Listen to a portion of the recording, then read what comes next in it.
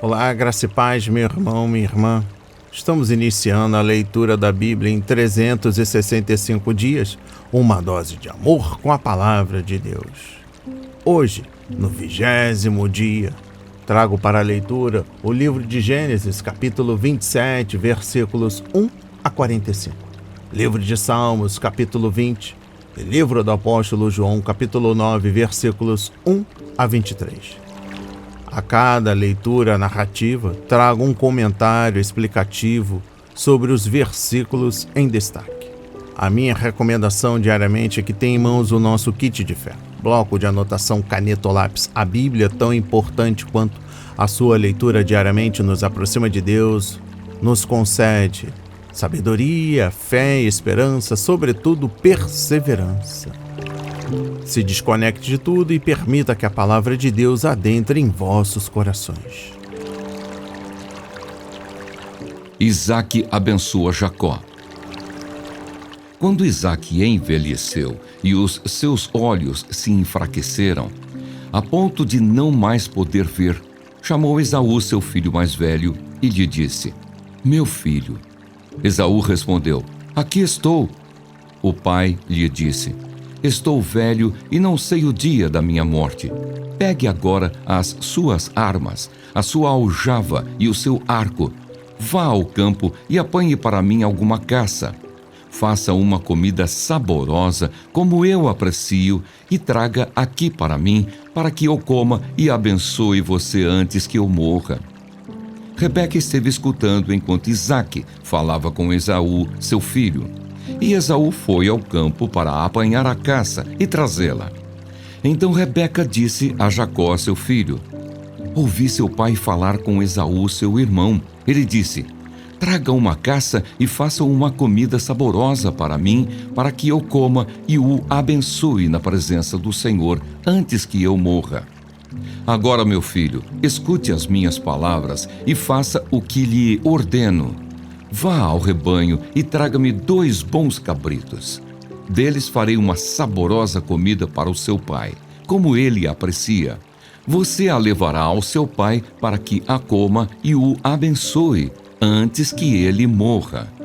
Mas Jacó disse a Rebeca, sua mãe: "Esaú, meu irmão, é um homem peludo e eu sou um homem de pele lisa. Se o meu pai me apalpar, passarei a ser visto por ele como zombador, e trarei sobre mim maldição e não bênção." A mãe respondeu: "Caia sobre mim essa maldição, meu filho. Faça somente o que eu digo. Vá e traga os cabritos para mim." Ele foi, pegou os cabritos e os trouxe à sua mãe, que fez uma saborosa comida, como o pai dele apreciava. Depois Rebeca pegou a melhor roupa de Esaú, seu filho mais velho, roupa que tinha consigo em casa, e vestiu Jacó, seu filho mais novo. Com a pele dos cabritos, cobriu-lhe as mãos e a lisura do pescoço.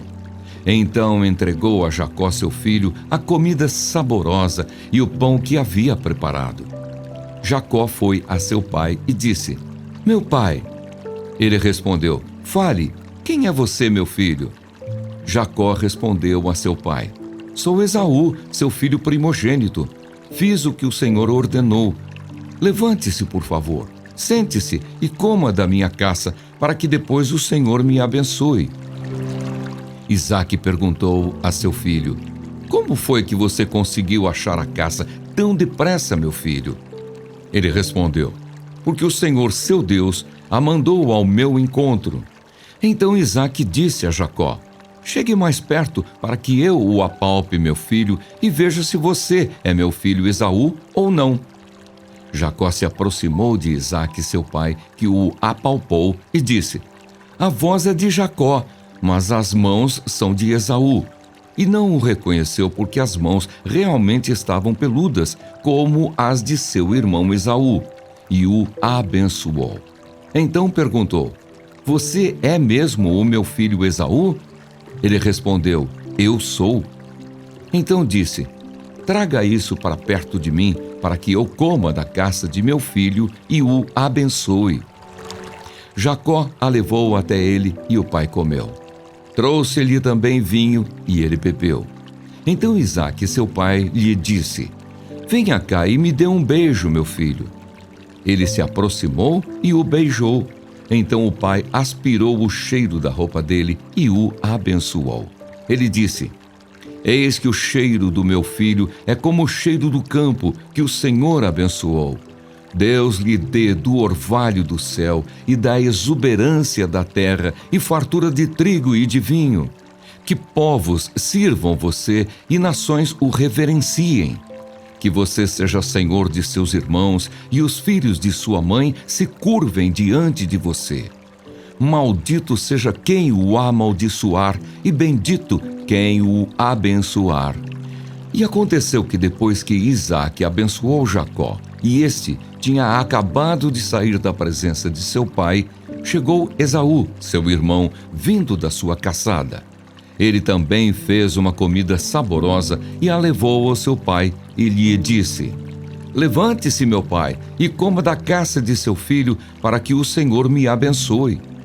Então Isaque, o pai dele, perguntou: quem é você? Ele respondeu: sou o seu filho, o seu primogênito, sou Esaú. Isaque estremeceu, sentindo uma violenta comoção, e disse: mas então quem foi aquele que apanhou a caça e trouxe para mim? Eu comi tudo antes que você chegasse e o abençoei, e ele será abençoado. Ao ouvir tais palavras de seu pai, Esaú deu um grito cheio de amargura e disse: abençoe também a mim, meu pai. Mas Isaque respondeu: seu irmão veio e com astúcia tomou a bênção que era sua. Esaú disse: não é com razão que ele se chama Jacó? Pois já 2 vezes me enganou, tirou-me o direito de primogenitura e agora tomou a bênção que era minha.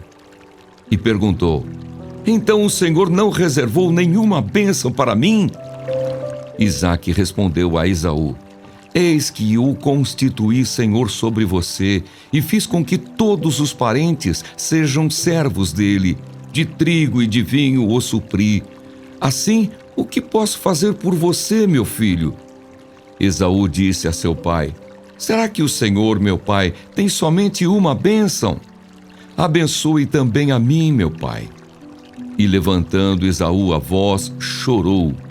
Então Isaque, seu pai, disse: sua habitação será longe dos lugares férteis da terra, longe do orvalho que cai do alto. Você viverá da sua espada e servirá o seu irmão. Quando, porém, você se libertar, sacudirá do seu pescoço o jugo dele. Esaú passou a odiar Jacó por causa da bênção com que seu pai o tinha abençoado, e disse em seu íntimo: os dias de luto por meu pai se aproximam, então matarei meu irmão Jacó. Chegaram aos ouvidos de Rebeca estas palavras de Esaú, seu filho mais velho. Então ela mandou chamar Jacó, seu filho mais moço, e lhe disse: eis que o seu irmão Esaú se consola fazendo planos para matá-lo. Agora, pois, meu filho, ouça bem o que vou dizer. Levante-se e fuja para a casa de Labão, meu irmão, em Harã. Fique com ele alguns dias, até que passe o furor de seu irmão e cesse o rancor dele contra você e se esqueça do que você lhe fez. Quando isso acontecer, enviarei alguém para trazer você de volta. Não posso perder os meus 2 filhos num só dia.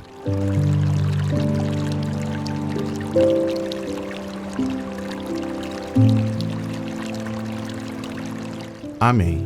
Compreendendo o livro de Gênesis, capítulo 27, versículos 1 a 45.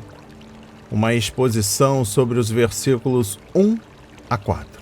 Isaque tinha certeza de que morreria logo e, apesar disso, seu maior desejo era apreciar uma boa refeição ao lado de seu filho e cozinheiro favorito, Esaú. Quando o pai de Isaque, Abraão, se preparou para a morte, sua preocupação era outra: conseguir uma noiva para o filho e manter a promessa da aliança. Quando o rei Davi chegou ao fim da vida, fez preparativos para a construção do templo e a preocupação de Paulo antes de seu martírio era que Timóteo fosse fiel ao pregar a palavra e guardasse a fé. Versículo 4. Isaque estava prestes a desobedecer a ordem de Deus. Antes do nascimento dos meninos, Deus disse a Rebeca que Jacó, o filho mais novo, deveria receber a bênção da aliança. Contudo, Isaque tinha em mente dar essa bênção a Esaú. Exposição sobre os versículos 5 a 13. Sabendo que Jacó era escolhido para receber a bênção da aliança, Rebeca imediatamente chamou para si a responsabilidade de cuidar para que seu filho favorito tivesse o que o Senhor lhe havia prometido. Se ela e Jacó tivessem conversado com Isaque enquanto Esaú estava caçando, talvez ele tivesse entendido e concordado com a esposa e o filho. No entanto, em vez disso, Rebeca preferiu manipular Jacó e enganar o marido. A filosofia de Isaque era: se parece bom, é bom. Mas a de Rebeca era: o fim justifica os meios.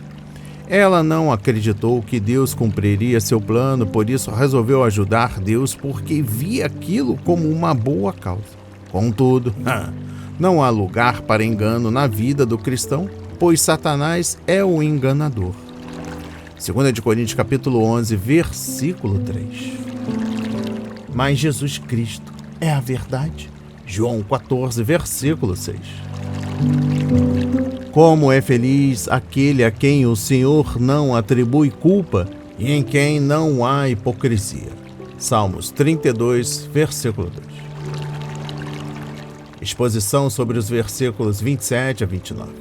Isaque abençoou Jacó com riquezas naturais e materiais, tão importantes para as pessoas que vivem neste mundo, mas mencionou ainda uma autoridade política com referência a seu povo e outras nações.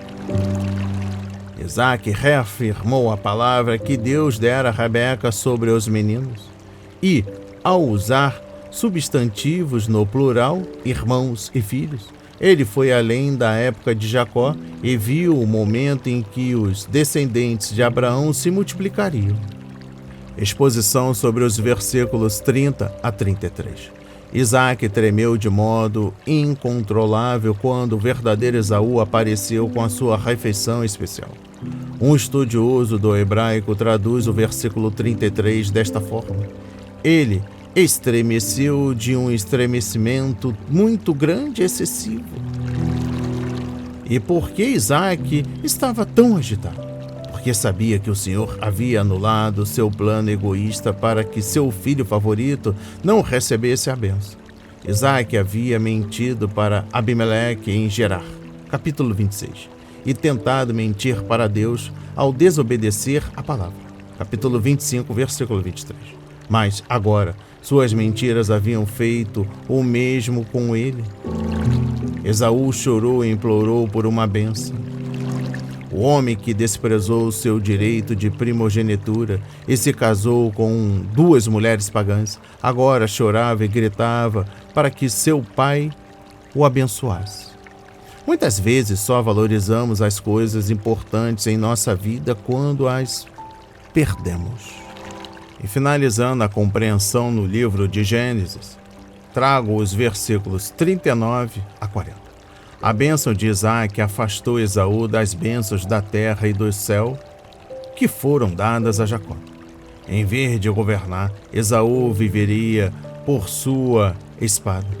Os edomitas que descenderam de Esaú, Edom, constituíram sua nação no monte de Seir, no extremo sul do Mar Morto, e foram inimigos constantes dos judeus. Sempre perto da videira da família, Rebeca ouviu a possível ameaça e entrou em ação. Seu plano era enviar Jacó a Harã para viver com seu irmão Labão e, depois, mandar buscá-lo quando fosse seguro ele voltar para casa. Sua pergunta: por que perderia eu vocês dois num só dia? Implica que ela esperava que alguém, talvez Deus, vingasse um possível assassinato de Jacó e matasse Esaú. Jacó se foi por 20 anos e ela nunca mais o viu na terra. Oração pela vitória. Ao mestre de canto, Salmo de Davi. Que o Senhor lhe responda no dia da tribulação. Que o nome do Deus de Jacó o proteja. Que do seu santuário lhe envie socorro e que desde Sião o sustenha. Que ele se lembre de todas as suas ofertas de cereais e aceite os holocaustos que você ofereceu. Que Deus lhe conceda o que o seu coração almeja e realize tudo o que você planejou. Celebraremos com júbilo a sua vitória e em nome do nosso Deus hastearemos pendões. Que o Senhor satisfaça todos os seus desejos. Agora sei que o Senhor salva o seu ungido. Ele lhe responderá do seu santo céu com a vitoriosa força da sua mão direita. Uns confiam em carros de guerra e outros em seus cavalos. Nós, porém, invocaremos o nome do Senhor, nosso Deus. Eles se prostram e caem. Nós, porém, nos levantamos e nos mantemos em pé. Ó Senhor, dá vitória ao Rei. Responde-nos quando clamarmos. Amém. Compreensão no livro de Salmos. Antes de o exército sair para a batalha, a lei judaica da guerra exigia que os oficiais e os soldados, primeiro, se dedicassem ao Senhor. Deuteronômio 20, versículos 1 a 4. Este salmo fala desse serviço de dedicação. Compreensão do versículo 1. Davi trouxe a Arca da Aliança do Senhor para Jerusalém. 2 Samuel, capítulo 6. O que significa que Deus estava entronizado no meio de seu povo e iria ajudá-lo. Seu santo nome estava sobre o santuário e, portanto, sua glória estava em jogo. Compreensão do versículo 5. O povo orava para que Deus abençoasse seus planos, pois pedidos e planos devem andar de mãos dadas. O versículo central do Salmo é o versículo 5. Uma afirmação confiante de vitória antes mesmo do início da batalha. Erguer e balançar as bandeiras era um sinal de vitória. O Senhor é a minha bandeira. E o Ioane-se era um dos nomes especiais de Deus. O tema de salvação, vitória, é repetido nos versículos 6 e 9. Compreensão do versículo 7. O inimigo estava vindo com cavalos e carros? Não. Havia necessidade alguma de temer, pois a fé de Israel estava no Senhor. Ordenou-se aos reis de Israel que não adquirisse grandes quantidades de cavalos e carros. Uma lei à qual Salomão desobedeceu. Referência 1 de Reis, capítulo 10, versículo 26. E finalizando o estudo no livro de Salmos, capítulo 28, compreensão do versículo 8. O povo de Deus não se vangloria de seus recursos humanos, mas do Deus que, sozinho, pode salvá-lo em toda situação. Somente esse tipo de fé honrará o nome forte do Senhor. O inimigo afundará na derrota, mas Israel permanecerá em pé como vencedor. A cura de um cego de nascença. Enquanto Jesus caminhava, viu um homem cego de nascença. E os seus discípulos perguntaram: Mestre, quem pecou para que este homem nascesse cego? Ele ou os pais dele? Jesus respondeu: Nem ele pecou, nem os pais dele. Mas isso aconteceu para que nele se manifestem as obras de Deus. É necessário que façamos as obras daquele que me enviou enquanto é dia. À noite vem quando ninguém pode trabalhar. Enquanto estou no mundo, sou a luz do mundo. Depois de dizer isso, Jesus cuspiu na terra, fez lama com a saliva e com a lama untou os olhos do cego. Então disse ao cego: Vá lavar-se no tanque de Siloé. Siloé quer dizer enviado. O cego foi, lavou-se e voltou vendo. Então os vizinhos e os que antes o conheciam de vista como mendigo perguntavam: Não é este o que ficava sentado pedindo esmolas? Uns diziam: é ele. Outros: não, mas se parece com ele. O homem dizia: sou eu. Então lhe perguntaram: como foram abertos os seus olhos?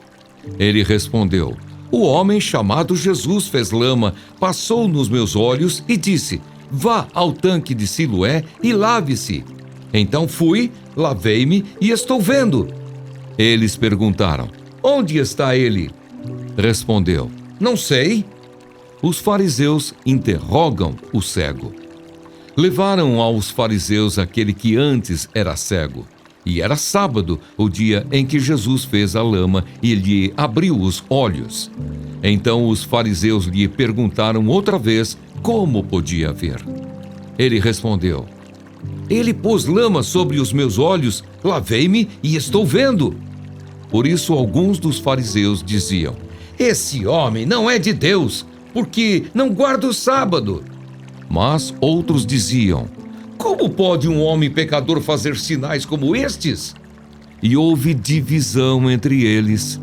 De novo perguntaram ao cego: o que você diz a respeito dele, uma vez que lhe abriu os olhos? Ele respondeu: é um profeta. Os judeus não acreditaram que ele tinha sido cego e que agora podia ver, enquanto não chamaram os pais dele e lhes perguntaram: é este o filho de vocês que vocês dizem que nasceu cego? Como é que agora ele está vendo? Então os pais responderam: sabemos que este é o nosso filho e que nasceu cego, mas não sabemos como agora está vendo. E também não sabemos quem lhe abriu os olhos. Perguntem a ele, pois já tem idade e poderá falar por si mesmo. Os pais dele disseram isso porque estavam com medo dos judeus, pois estes já tinham combinado que se alguém confessasse que Jesus era o Cristo, seria expulso da sinagoga. Foi por isso que os pais dele disseram: ele já tem idade e poderá falar por si mesmo.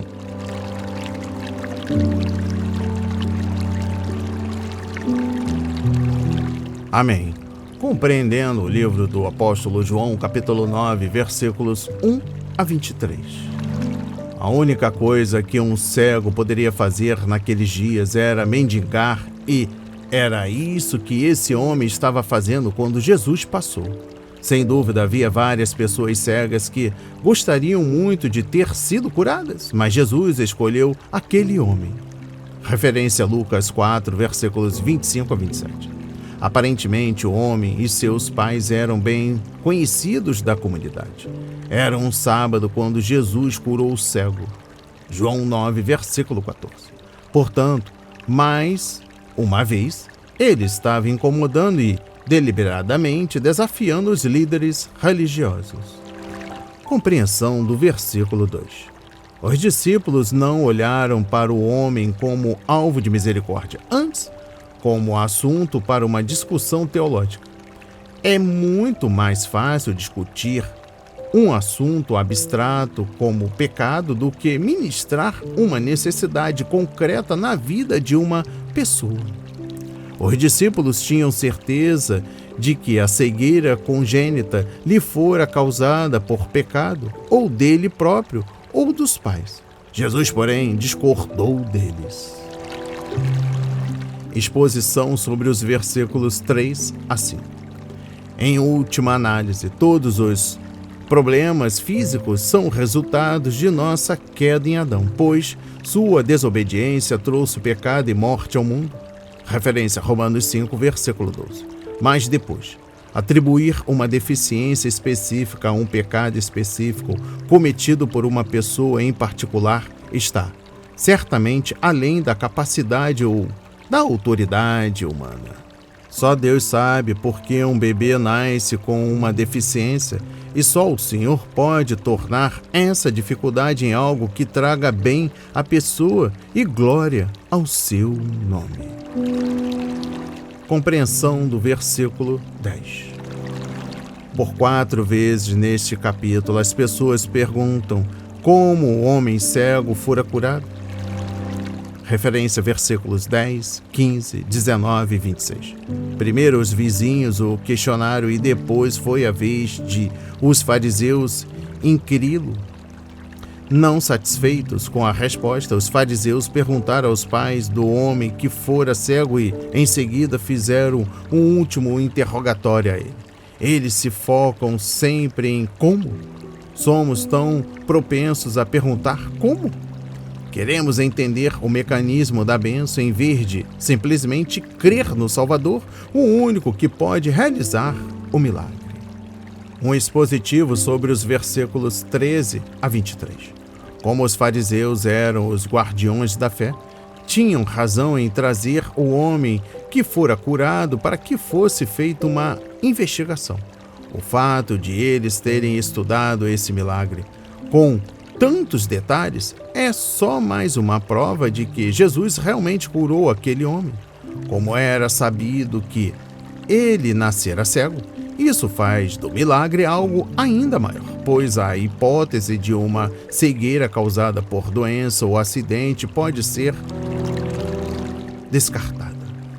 Os milagres de Nosso Senhor são comprovados mesmo após escrutínio minucioso.